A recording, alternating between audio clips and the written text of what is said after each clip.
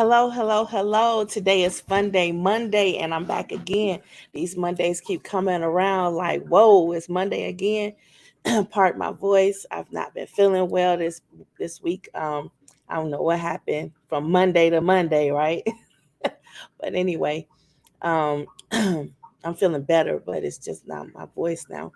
But anyway, so give people time to get in. It's July 17th, 2023, and this is the Adroit Living session of the Erudition Network. Here, we like to volunteer this time to interact online free of charge to provide guided perspective, linking the subjective and the objective perspectives via science and faith to aid well rounded knowledge and positive mental health. Science is the method humans use to tangibly make sense of things, and faith is the innate part of humanity that compels them to discern, be creative, compassionate, and spontaneously behave or react to things. So they are always unpredictable. And we're in that unpredictability. We still have to maintain a positive mental health. So we're going to talk about it today. We're going to talk about it. The subjective perspective is opinion based. And that means that your opinion may be your perspective and it may be what your truth is. So, your truth, and then there's the objective, and the objective is facts or evidence of such facts, or maybe even your opinion turned into a fact because it was like, oh, it's my opinion that this will work. And then you test it out and it does work. So, there you got the objective perspective. So it's based on facts, and factors of faith. Of fact also include faith in God and the factual evidence thereof. So a lot of times people can say, "Well, I believe so much that this is going to happen, this is going to manifest," and surely enough, it does manifest. That's that part of the Bible where it says, "That a man believeth, so is he." So there we go. So okay, hey Sean Anthony, stay tuned, stay tuned. I'm happy to see you. I'm happy you're feeling better. Um, I'm happy you feeling better. Okay, so I want to make sure we acknowledge the viewers. Now there's a lot going on in the background. It's a lot of things that's happening all throughout the week, and I'm always busy, but I always try to make time to do this show online. Sometimes it's like, oh, I don't think I'm gonna make it today. I don't think I'm gonna make it, and then at the last minute, boom, something happens. I'm like, okay, I got him in. I got him in. Let me go ahead and try to get online. So I know sometimes I'm running late. Sometimes it's the weather, but today it was all me. It was all me. I didn't get prepared fast enough to be ready for all the technical difficulties, and then I had to get stuff I had to do, and then I wasn't feeling well. So we're here. I wanted to put that out there because I don't want it to make it seem as if, it's never a time where I'm like not late, that it's just me. So today it's me. Sometimes it's the fish, but today it's me. And today I have my friend back here, Leon. Leon, yay. So today we're going to talk about a topic, and I needed someone to help. I didn't ask Sean Anthony. I didn't want to intrude, and I don't know how he would feel about that anyway. But I needed a prompt because today we're going to talk about asthma and breathing problems. Um, Breathing problems have become far more common in recent years amid the 2020 pandemic. Some people have named it the 2020 pandemic because, in hindsight, numerous things have become more prevalent and clearly unavoidable to address. It's not that these things were not occurring already. It's the matter of the fact that, people could, put it behind closed doors and say, oh, well, it's not happening. It's only happening to you, or, and that was really putting people in a dark mental space to make them feel like it's only them. The problem that they're experiencing is only happening to them. However, it is a shared experience that a lot of people were having, but sometimes we're ashamed to say anything about. And a lot of times I've seen a lot of people struggle with things. And a lot of times it was because they knew the signs, so they knew that I was struggling too. Whereas some people who don't have any problems at all, they'll look at you and they'll look at me and they'll see a reflection of whatever it is they want to see. They'll see, oh, she's awesome, she's doing it, she's perfect, there's nothing ever wrong with her, she's always smiling. But those people who know the signs, they know the symptoms, they know what it really is. So, shout out to those people, because it's not something that you broadcast all the time. And, even if you do broadcast or somebody knows that you have these problems, it's the people who aren't saying anything at all that you really have to watch for, because those are the people who it'll seem like it came out of nowhere, that they just snapped, or it was the last straw and you didn't even know that it was a pile of hay and this was the last straw that you threw in the pile because you felt like, oh, you don't have any problems in your life, so let me just throw these things at you, and then you become their problem. It's a big world.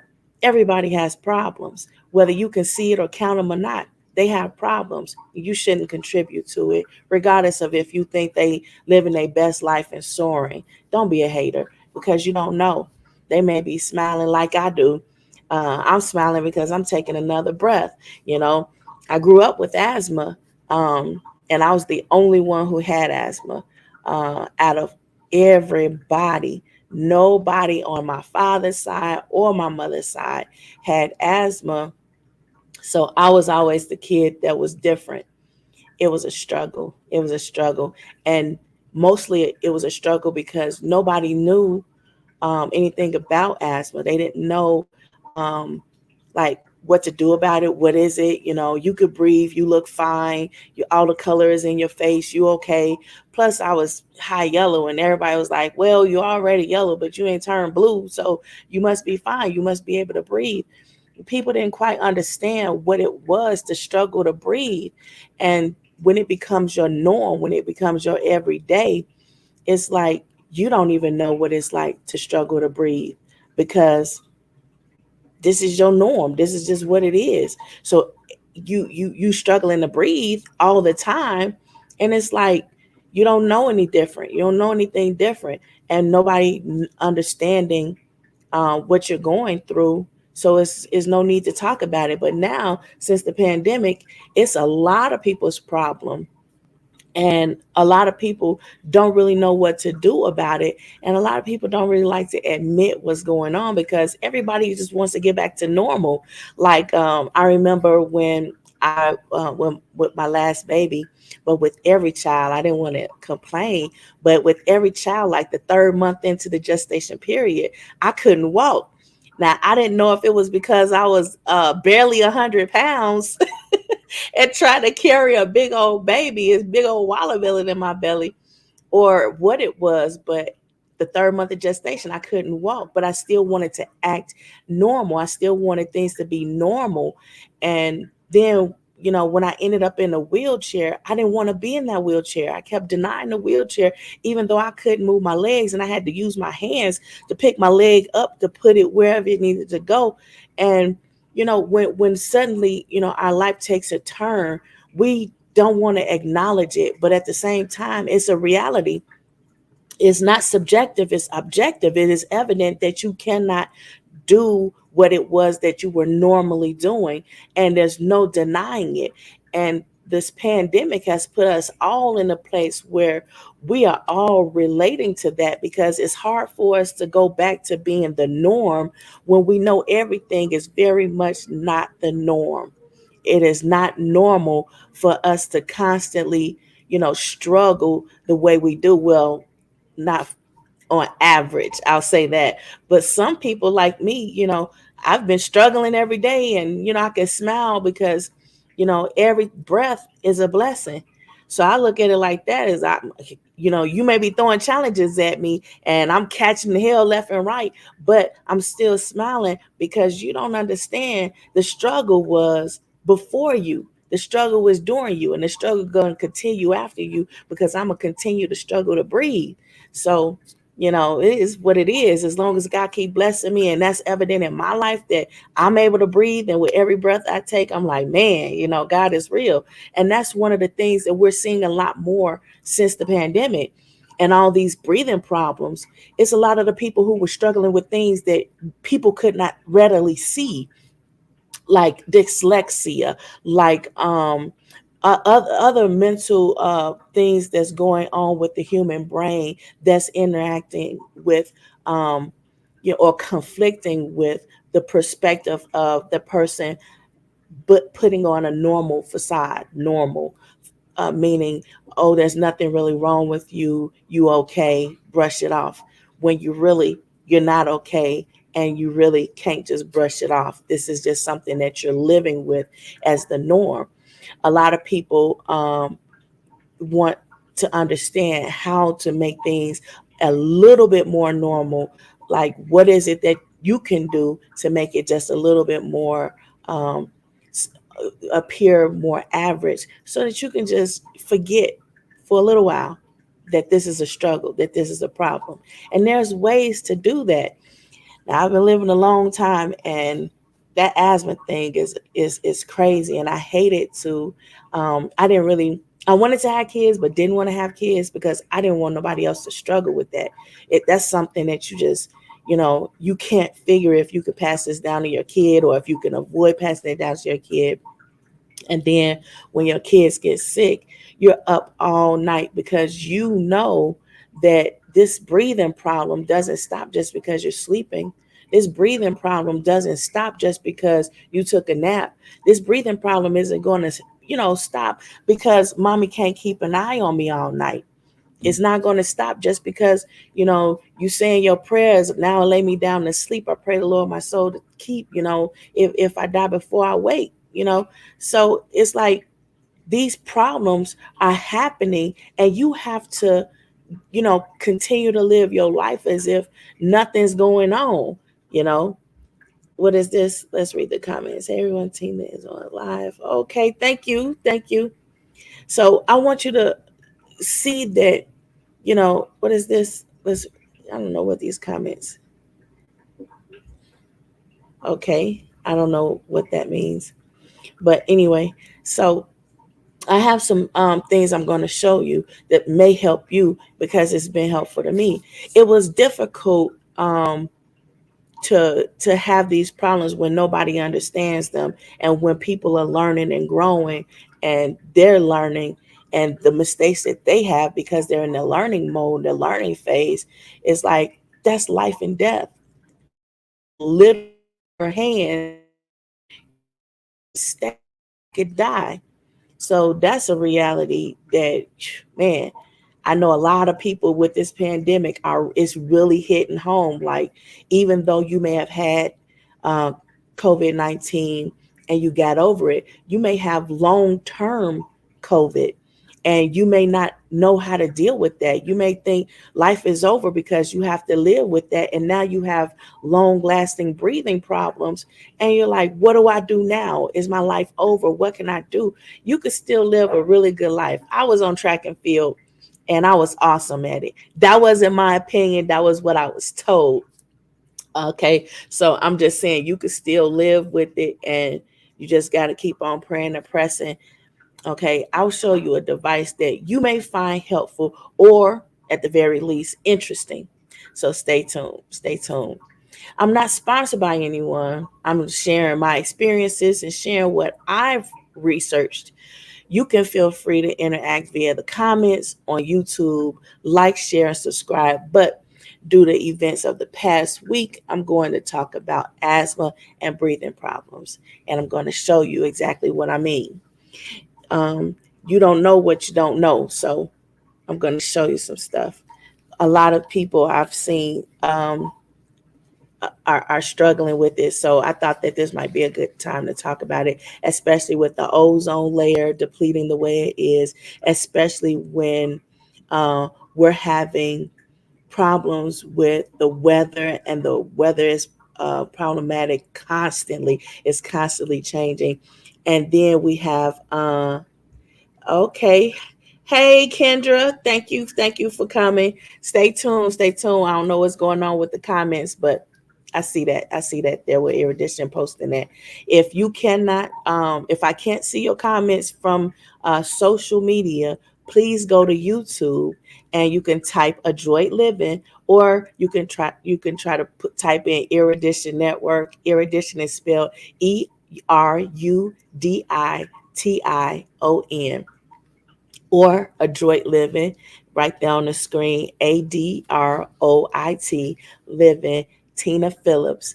Go to YouTube and type that in, and then I see your comments there. I don't know what's going on with social media. They don't like, guided perspective, but I don't have anything to do with that. I'm gonna put my time in regardless if somebody's getting something out of it.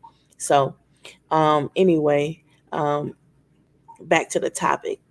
It's easy not to know what you don't understand, or not know what it's easy not to know or understand you or someone else is dealing with a breathing problem, especially if you've never had to struggle to breathe. You don't know the signs, you don't know the symptoms, you don't know what to look for.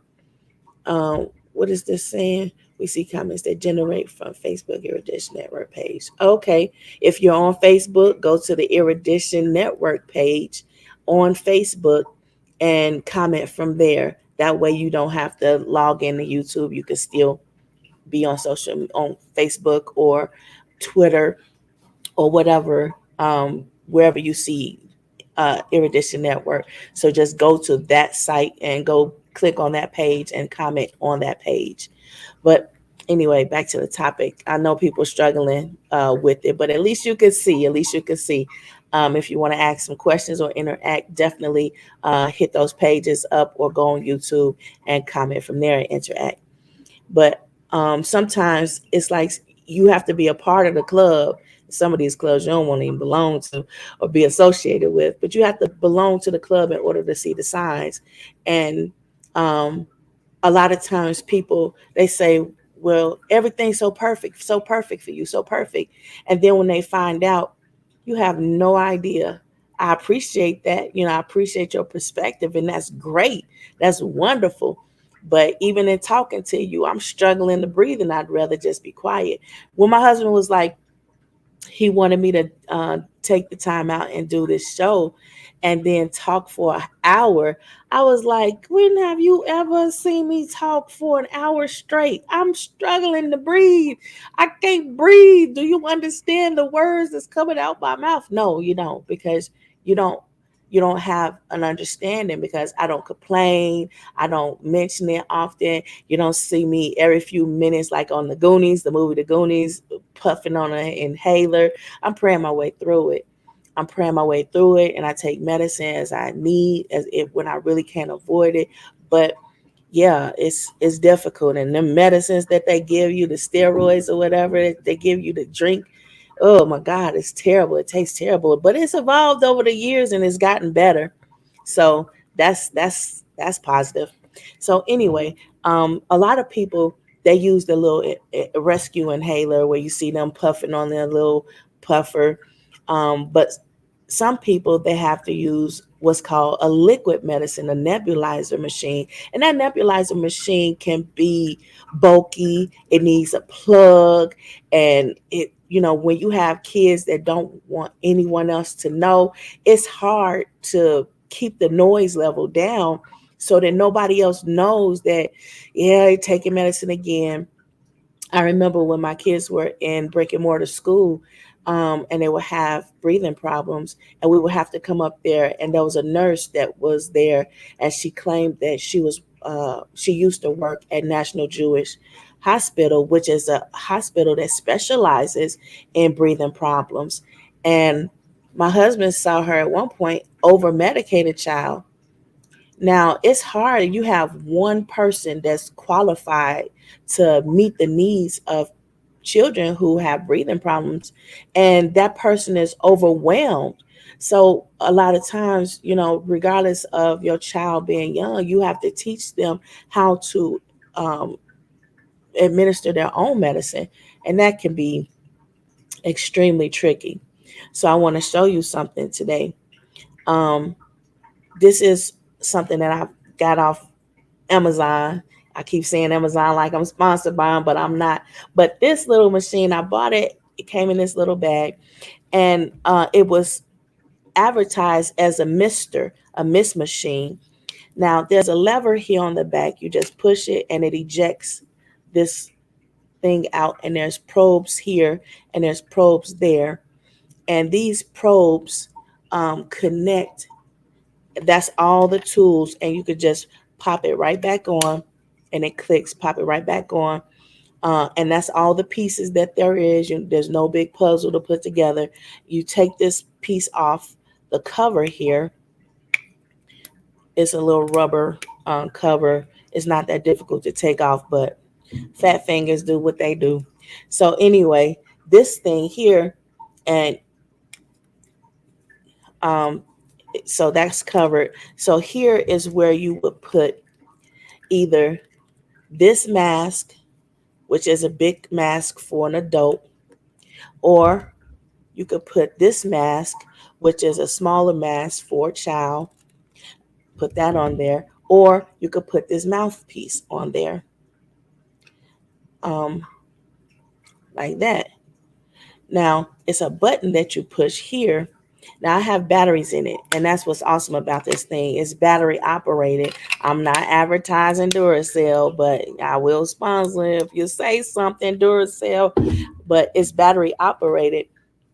And another thing, that it comes with directions, and it comes in a box. So this is just something because I had to use it. So I'm just showing you what I use.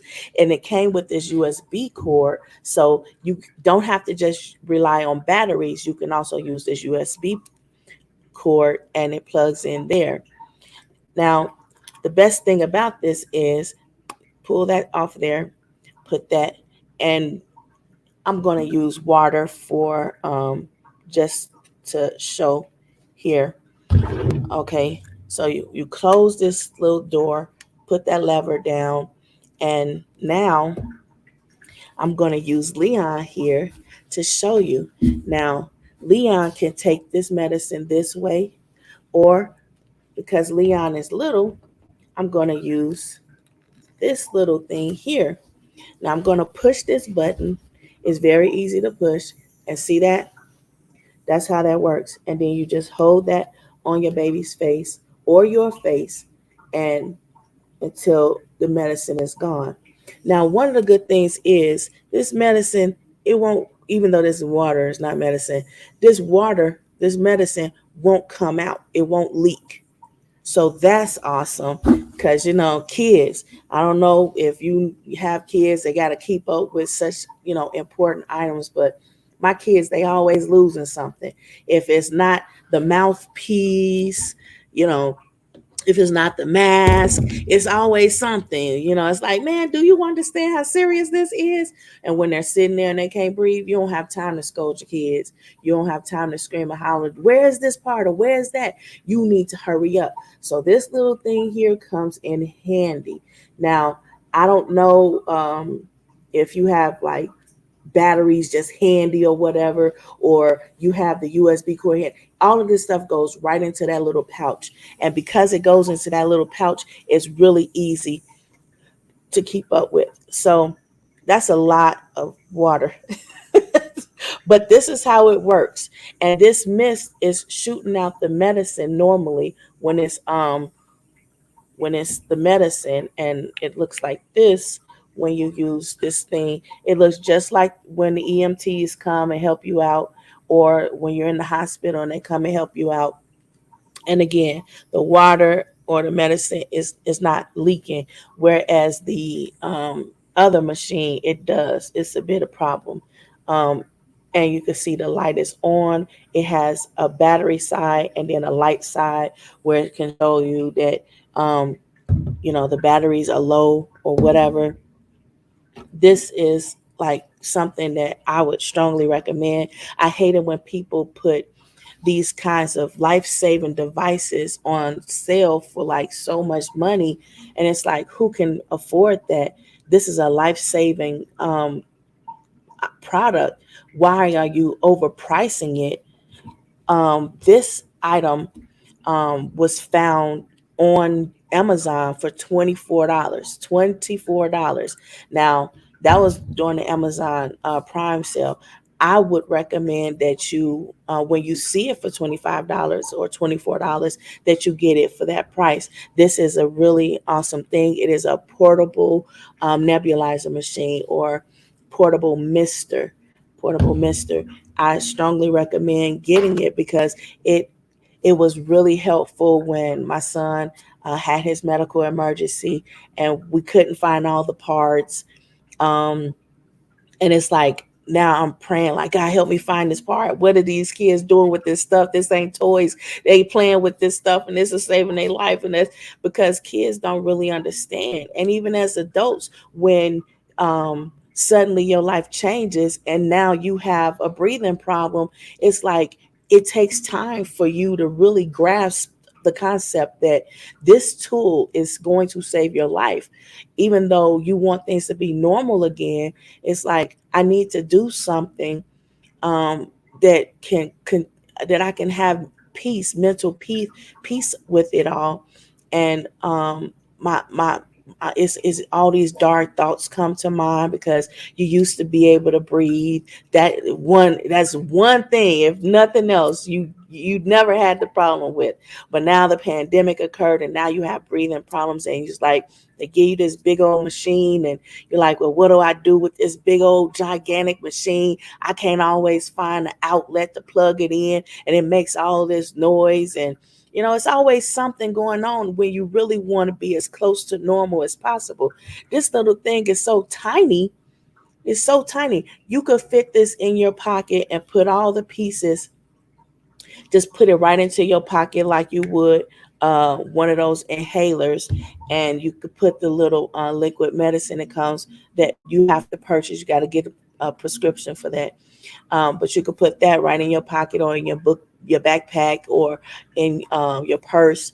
And it's a lot less noticeable. And then you could just dip out to the bathroom for about 5 minutes, and it won't take that long. And you can go ahead and use that medicine so that you can breathe. And if you don't have medicine, and you're like, well, I noticed that this little machine, I put water in it, and it helps with bringing that extra air, just that moist air in, and that helps me to breathe. That's great. But be mindful of consuming too much moisture and breathing like that, because you don't want to have um, mold and things like that going on. But this little thing is really easy to clean. It's You can take these parts apart, and you can wash them. Um, this There's nothing to wash. You just off if it's the hands and wash. But this little thing, you can rinse it out. I haven't had any problems with it. I've had it since the pandemic 2020. Um, and it's not been any problem at all. Actually, it's been more convenient than anything.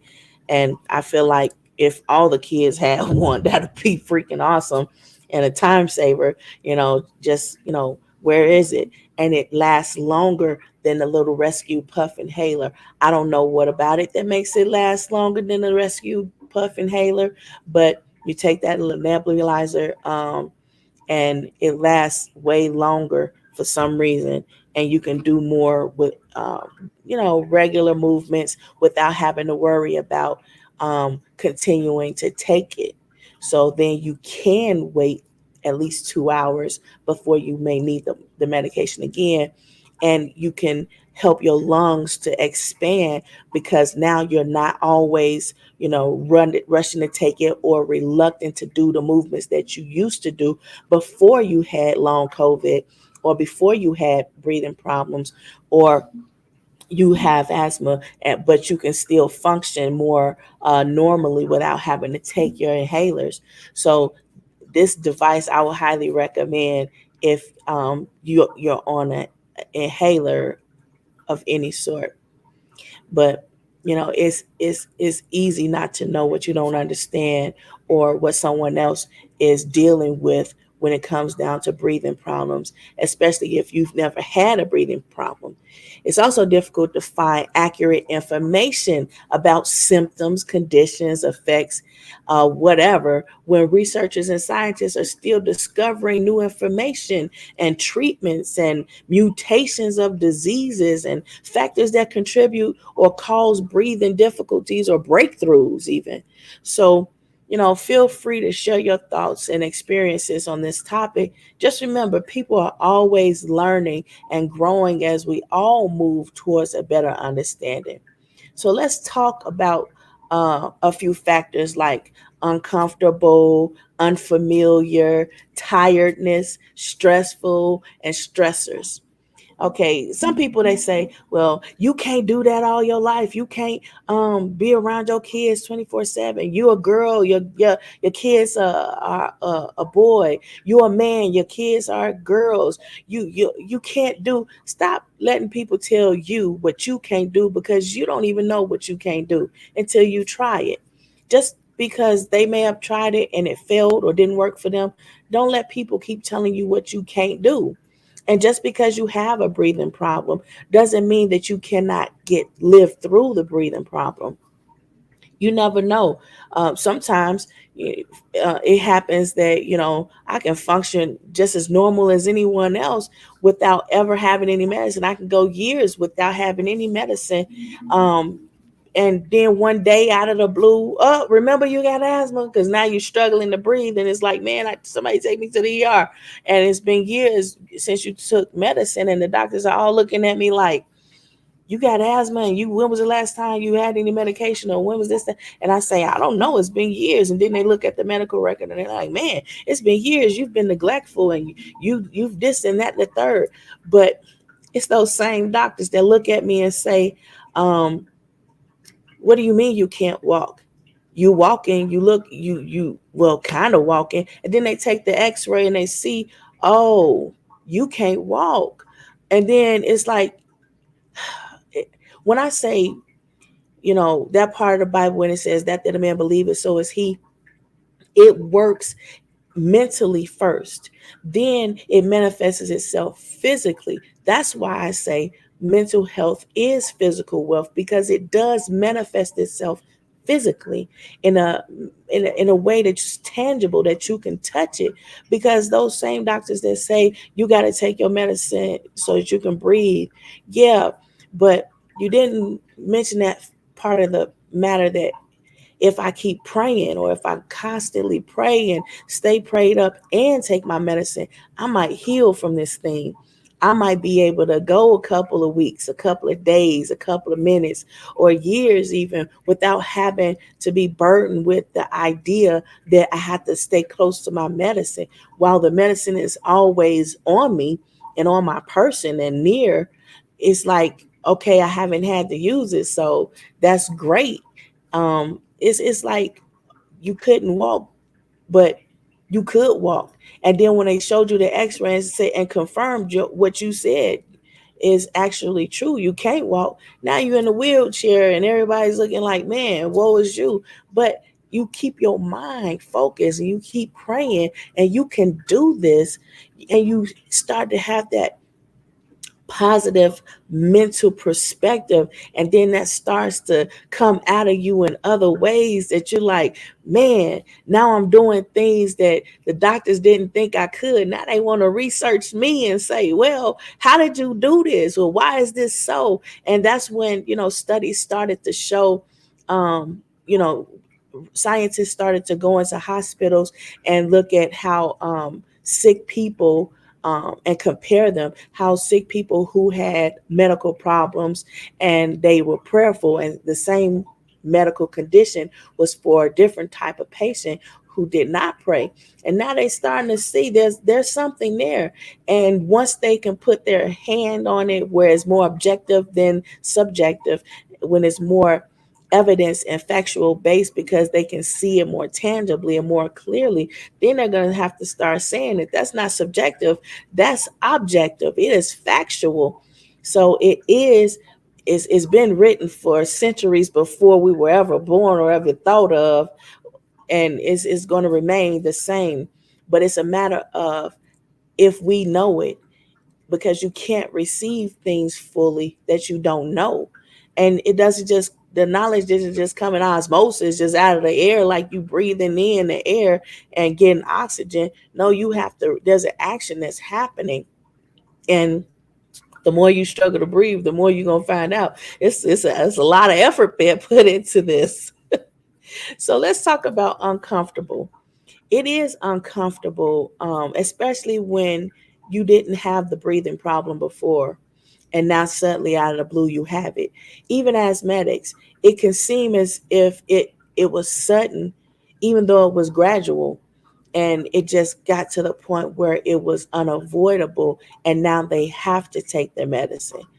So when you have lived all your life, all the way up to 2020, and you didn't have any breathing problems, and suddenly you have breathing problems, it's like, man, it's a gradual problem sometimes, where it's like your oxygen is slowly depleting, and you're trying to climb up this hill, and you have no idea why it seems like you're trying to climb a hill, and all you're doing is breathing today. All you're doing is breathing in the moment. And it's like, what's going on? And then suddenly it gets to the point where you really can't breathe, and you're grabbing for something. Somebody help me, get something, I need to breathe. It can be very uncomfortable because it's unfamiliar.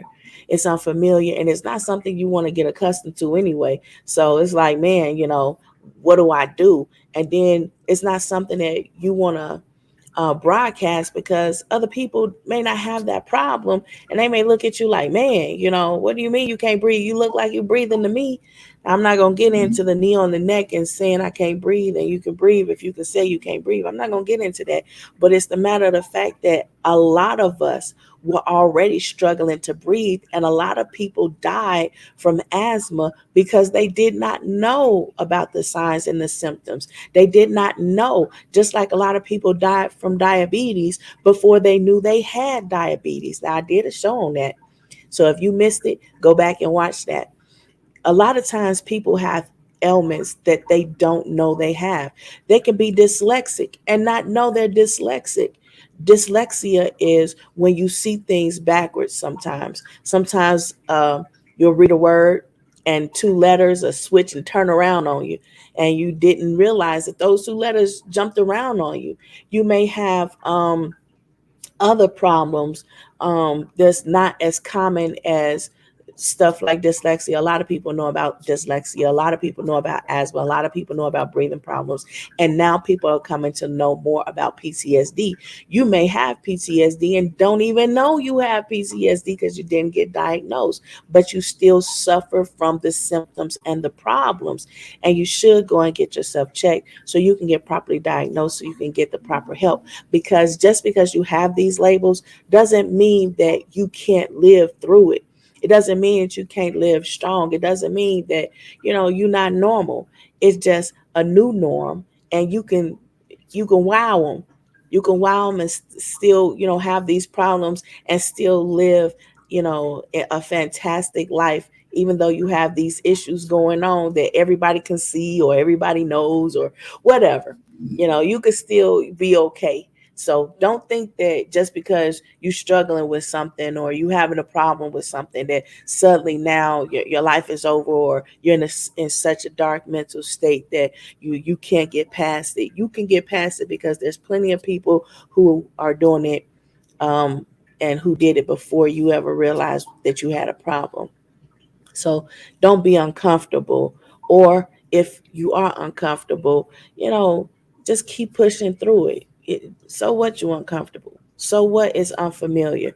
You'll be all right. And now with the since the pandemic, it's not as unfamiliar as it was before the pandemic. So really, the pandemic helped out with this problem a lot, because for years, you couldn't find anything like this so convenient.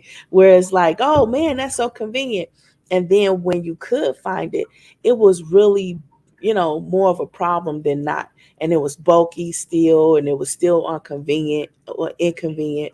Um, And it was extremely costly. But now it's such commonplace that it's like, man, you know, probably by the time you see this thing will be $5 or something, really convenient, or they'll be giving it away for free, like they give away these little masks, or whatever. You'll just get one, just as a precaution, because people want you to breathe. You can't be a consumer if you're not even consuming air. So everybody wants you to be able to breathe so you can continue to be a consumer or a patriot, or patronize them and whatever they're doing, patronize your country, whatever it is. Everybody wants you to breathe. So let's bring the prices down on life saving products that provide the most bare essential needs to people, such as breathing, eating, so that sort of thing. Yeah, let's bring that down so people can afford it. Now, tiredness. Oh my God. Whew, there's a tiredness that comes because it's like, man, once you finally get that medicine, you're tired. Your your heart may be beating extremely fast, and it's like, man, my heart is racing. I got all this steroid in me, and I'm able to breathe. My lungs is opening up. Now I'm feeling better, but I'm feeling tired. um, or you may be the person that's helping someone who can't breathe, the caregiver. And you're like, man, I'm exhausted because I didn't sleep, because all night I was up watching to see and make sure that um, this person I'm watching doesn't lose their breath in their sleep. This person that I know can't breathe, I'm making sure that they can breathe, because I can only administer the medicine every 2 hours. So every hour and a half, I'm up looking, and I'm watching and making sure, and then I'm giving medicine at that 2 hour mark. Or it's always something that's going on, and then you still have to live your normal day. You still got to go through your everyday, because kids got to go to school, parents got to go to work. Life is still happening, and you still have this problem, so you're going to be tired. I'm telling you, God works miracles, because I promise you, I struggle with insomnia sometimes. And it's like, man, I can't sleep, but it's all right, because I'm not accustomed to sleeping. I got to watch this person breathe and make sure this person don't breathe all night. So I'm always tired. So I got to just keep working through it. So, but it's a lot of people out here that, they don't have a sunny side position about that. You tired, and you cranky, and you're like, I got to get some sleep. A lot of times what I did with my kids. My husband was deployed in Bahrain for like 3 years, and I was by myself. And I can't trust anybody else, with such an important issue, because, they'll say they sorry, but sorry ain't gonna bring my kid back. So I could not feel comfortable with anyone else doing that other than me. So I would, rest when the kids are playing and when they're loud, and when it's so much noise, and there I am dozing off, sleeping a little bit, because I know as long as I can hear them, I can rest. If I can hear them, other times when I would I would like I'd have to sleep and they'd have to sleep, because we got to go to the doctor in the morning. So everybody has to get some sleep. So everybody's just in my room, and we just sleep in there, because I cannot get up and go and run in their room if they're gasping. I can't hear them all the way in their room. But if they're gasping and they're in my room, I can hear that. Even if I'm asleep, I'm a light sleeper. So I'll jump up, and then suddenly I'm administering medicine. And you can set an alarm so to make sure that you're administering the medicine on time. There's been times where it's a lot going on, and you got to set that alarm and keep tracking. I gave medicine at this time. I gave medicine at 2 o'clock. Now, and then I gave medicine at 3 o'clock. The alarm will hold that information for you, or you can use your notes in your phone and keep it in there. You're just tracking how often you're administering medicine and when you're administering it, so you don't forget.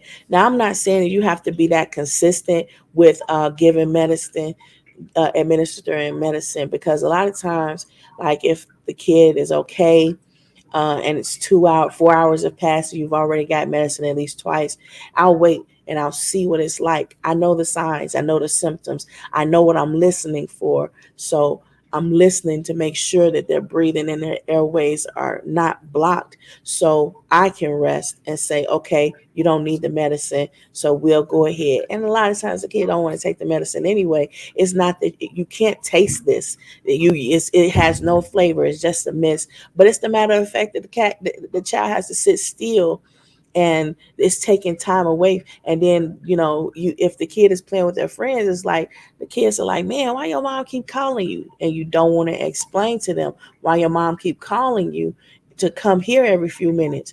And so sometimes you may, lose track of time, and you're like, man, I forgot. Now you got to make an excuse of why you have to leave your friends and go find your mom. It's not that they're clingy to their mom or their whomever the caregiver is. It's the matter of the fact that something's going on that ain't none of your business, and they have to stay close to that caregiver for whatever the reason is. And it's like sometimes, you could be so cool of a parent that all the kids want to hang around you anyway. That's my thing. I'm so cool. All the kids want to hang around me anyway. But now I have to figure out a way to not make them feel bad that, okay, I got to leave y'all because now I got to do something with my kid in private, and not make them feel like they're isolated, or not make them feel like, they don't matter at the moment. But, it's a tricky thing, and it is the devil's in the details. But that is a part of a stressor and a stress. Um, a stressor is like, oh, all of these factors that factor in, and you're like, man, how do I make all of this happen? What do I do? And trying to figure it out is difficult, and it's a stressor. And that stressor is also a trigger that triggers your inability to breathe and your struggles with breathing. And it's like, man, what do I do? And then people say things like calm down or don't stress or relax. And you like, the more you say it, the more I'm triggered, the more I'm amped up, and I just can't deal with it. I don't know what to do. And it's like, oh, what do I do? And then you stress even more trying to figure everything out. And your bronchial tubes are tightening and closing, and you're like, oh no, now I need medicine. I need more medicine. And then it's like when the first time you take the neb, and it's like, oh, it didn't seem to work, but I cannot take one back to back. Then you got to start to weigh it. Should I be going to the ER right now? And yeah, you might. But sometimes people make that executive decision and say, you know what, we gonna have to try another one. I know it's not time yet, but we're gonna have to try it because you cannot breathe at all, and this is a serious problem. We're gonna go ahead and give you another one as we are on our way to the ER. And then when you get to the ER, they'll tell you, yeah, you did the right thing, or no, you didn't, but you're at the hospital, so now they can fix it. And the thing I like the best out of all the hospitals ever was Children's Hospital. They're freaking awesome. They're better than all the specialty doctors out there. So I just got to give them props because they are so freaking awesome. They always make my kids feel loved and welcome. And like when my kids' dad was deployed and they're in the hospital, they would give my kids, little teddy bears to make them feel better. They would do like these little things, and we weren't there like overnight, thank God. But it's like just knowing that you're struggling with this problem, and your family member can't be there because he's sacrificing for this country.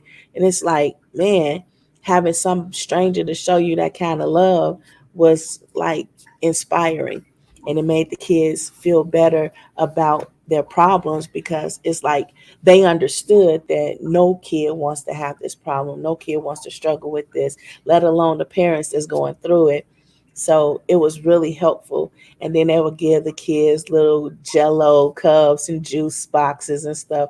And they would even, offer me something sometimes, and even offer that they'll watch my children while I get a little sleep in the chair or something.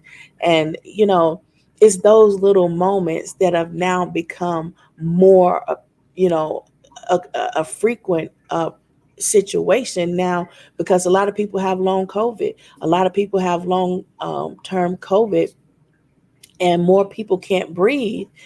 And it's like, you know, it's a stressor, because any kind of stress that you're under, it's right away going to affect your ability to breathe.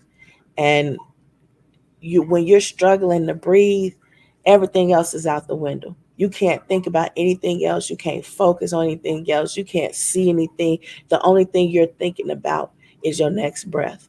That's all you can think about. And you know, I've lost some friends who have had asthma. They developed asthma later in their life, and um, he um, he was asleep.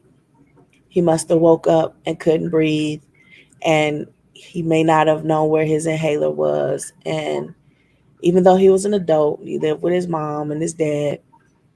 He woke up and couldn't find his inhaler, and his mom found him stretched out, leaning, trying to reach for his inhaler, and he was gone.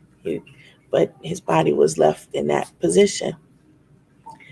Asthma is a serious thing. Breathing problems is a serious thing, and it doesn't matter where you are in your stage of life, whether you're a child, whether you're an adult, whether you're old age, whatever it is, it's difficult to adjust to not being able to breathe, and having those medicines and everything you need to be handy right there by you.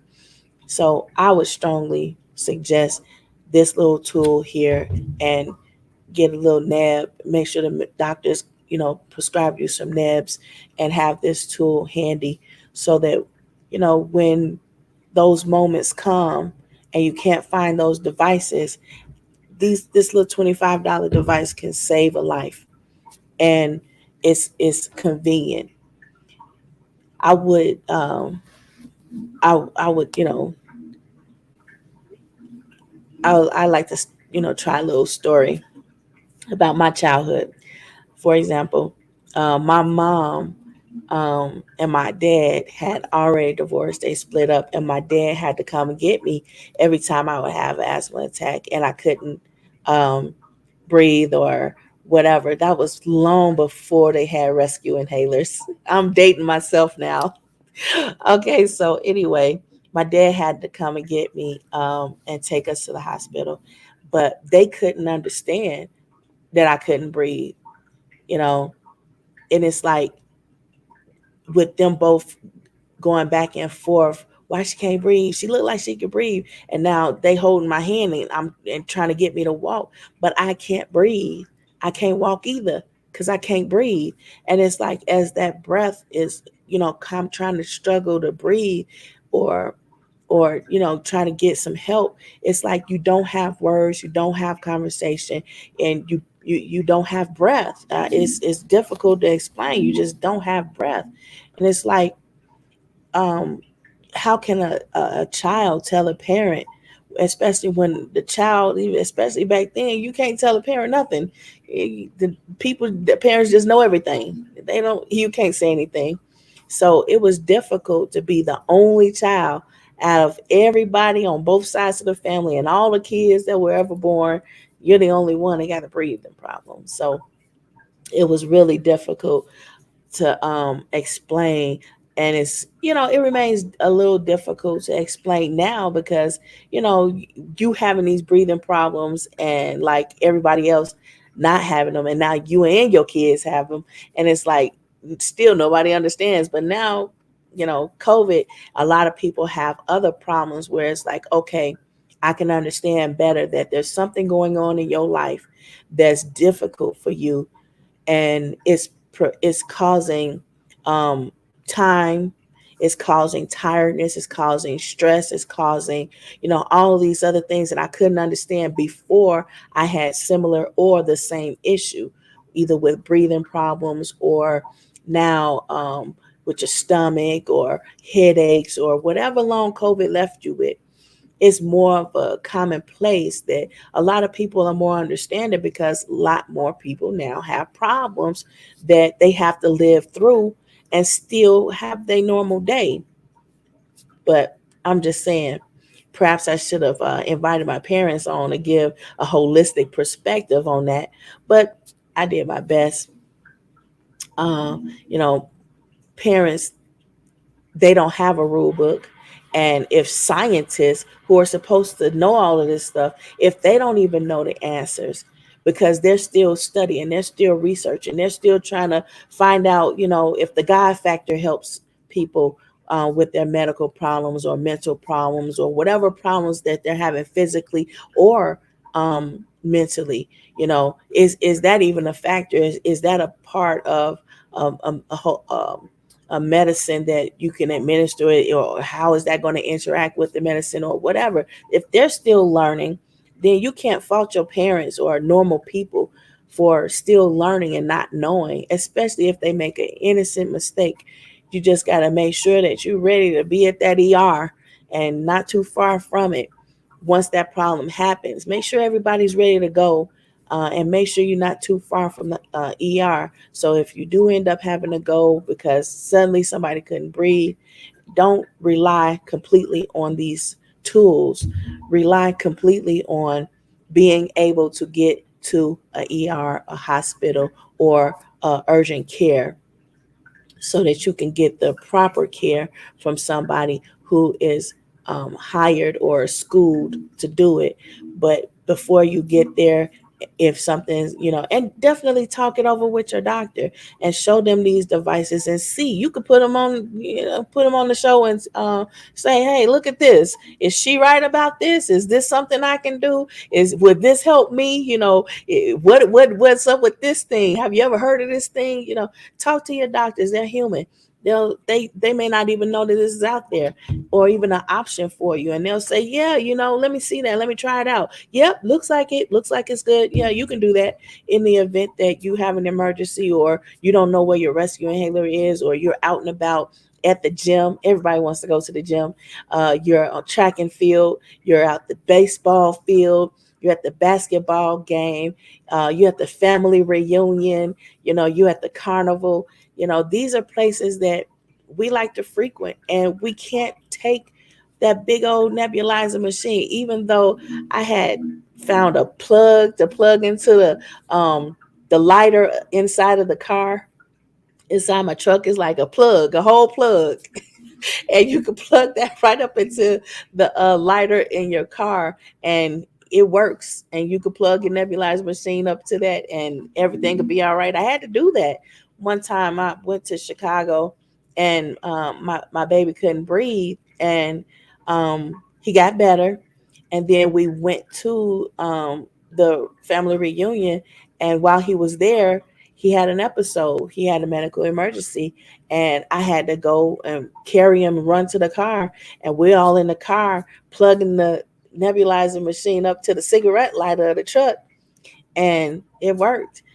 So these little devices are a blessing. That this, is helpful more than anything, because now you don't have to necessarily run back to your parking spot and go in the car and plug up this machine, carry this load with you, and find an outlet somewhere and pray that there's an outlet.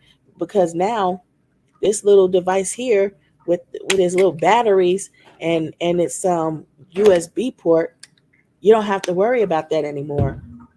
And another thing that I have is a little what do you call it? It's a solar powered um battery charger.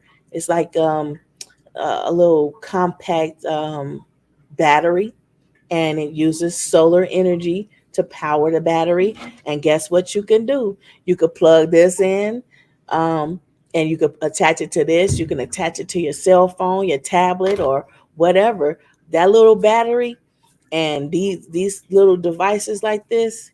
it's coming to be commonplace where these are just items that you're going to find every day in my backpack or somebody else's backpack or in my purse or somebody else's purse.